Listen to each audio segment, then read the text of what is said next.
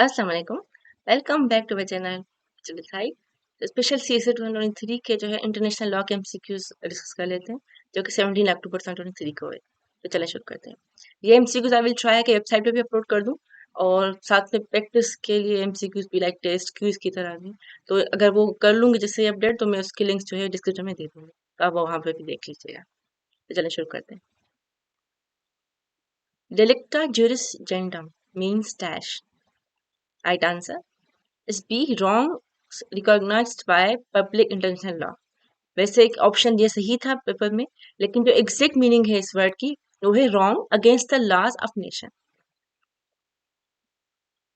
Subject of international law और dash. Right answer is C, both A and B.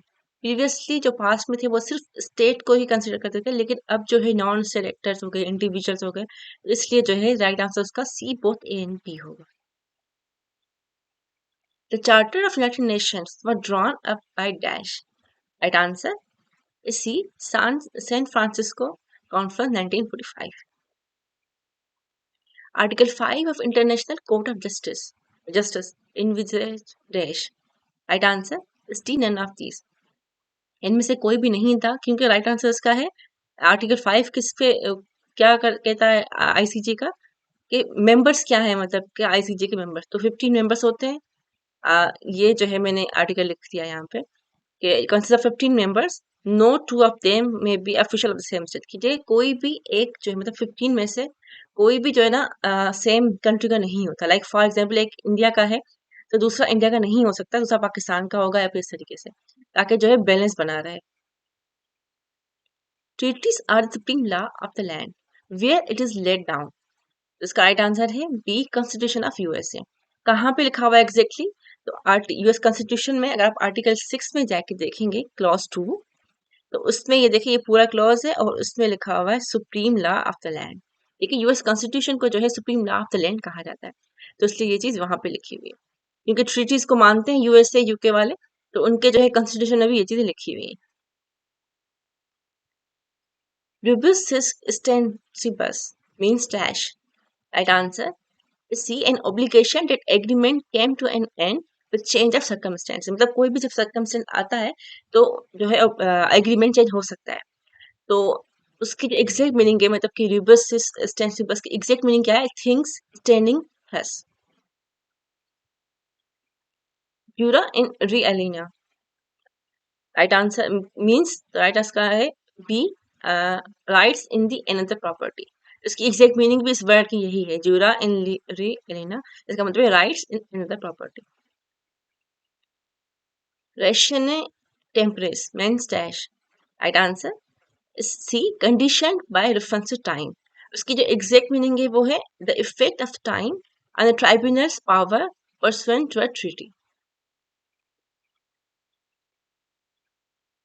Race nullius means dash. Right answer is A ownerless property. या फिर exact meaning की बात करें, things of no one, मतलब जब किसी की चीज नहीं होती है तो उस पर कोई भी वो आके कर लेता है अपनी हुकूमत, जैसे कि प्रिंस ऑफ वार हो गए in case of international law. Stipulation for a truce means dash. Right answer is B, contractual obligation in favor of third party. Party third party होगा, तो उसकी एग्जैक्ट मीनिंग जो है stipulation for the benefit of third party, same meaning. International convention on economic, social and cultural rights was adopted in dash. Right answer is C, 1966। इसका exact जो है ना वो मतलब कि गोल क्या था ह्यूमन राइट्स का, जब ह्यूमन राइट्स की यूनाइटेड नेशन की ह्यूमन राइट्स की ऑर्गेनाइजेशन बनी थी तब उसके साथ ये वाली ऑर्गेनाइजेशन भी बनी थी, ह्यूमन राइट्स। और उसमें क्या है ये social protect social economic, social and cultural rights. इस तरीके से the international convention on civil and political rights was adopted in dash. इसका राइट आंसर है ए, 1966, क्योंकि ये सब साथ ही बनी थी। तो इसमें जो है पॉलिटिकल राइट्स में कौन कौन सी चीजें आ गई? राइट टू लाइफ आ गया, फ्रीडम ऑफ एक्सप्रेशन आ गया, and right to free trial हो गया। Erga omnes means dash. Right answer is A, binding on all states irrespective of consent. तो इसका मतलब है कि एग्जैक्ट मीनिंग जो इसकी है वो है टूवर्ड्स ऑल या फिर टूवर्ड्स एवरीवन, तो क्या हर किसी पे जो है वो बाइंडिंग है। Article 59 of statute of ICJ provides that dash right answer is B, the decision of the court has no binding force except between parties। जो भी डिसीजन कोर्ट का होता है वो सिर्फ उस पार्टीज पे ही बाइंड करता है, बाकी पे नहीं करता। मतलब कि वो जो रूल है सिर्फ एक ही स्पेसिफिक केस के लिए यूज होता है। तो ये एग्जैक्टली मैंने इसकी आर्टिकल जो एग्जैक्ट है वो मैंने यहाँ पे लिख दिया है। The decision of the court has no binding force except between parties and in the respect of that particular case।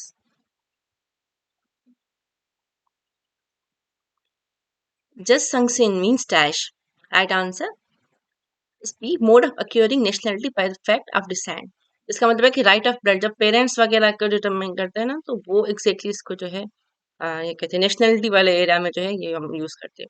Just सिंसिंग मतलब कि the child citizenship is determined by his और हर parent. Article 62 of Vienna Convention on the Laws of Treaty 1969 deals with dash right answer is A, reservation clause in the treaty। यहाँ पे मैंने exact same लिख दिया है। जो law है 62(1) provides that a fundamental change of circumstance, even if not foreseen by the parties, may not be invoked as ground for terminating or withdrawing from the treaty। De jure recognition of the state is dash right answer is A, a permanent and legal recognition। De facto किसको कहते हैं? Temporary recognition को। Just ad bellum means dash right answer is B, rules governing resort to war। इसकी मैंने यहाँ पे थोड़ी सी detail लिख दी है। refers to the condition under which states may resort to war or to use armed force in general। This cogn are peremptory norms from which a derogation is dash right answer is D, none of these। इसका right answer क्या है? क्योंकि just derogation का मतलब है exemption, ठीक है, और जस्ट कॉगिंग का मतलब है customary laws। तो जो है जस्ट कॉगिंग मतलब customary laws is not permitted under international law, मतलब कि उसको नहीं कर सकते, exemption नहीं है, क्योंकि बहुत सारी कंट्रीज को मानती कस्टमर लॉज को, तो सब पे लागू होते हैं।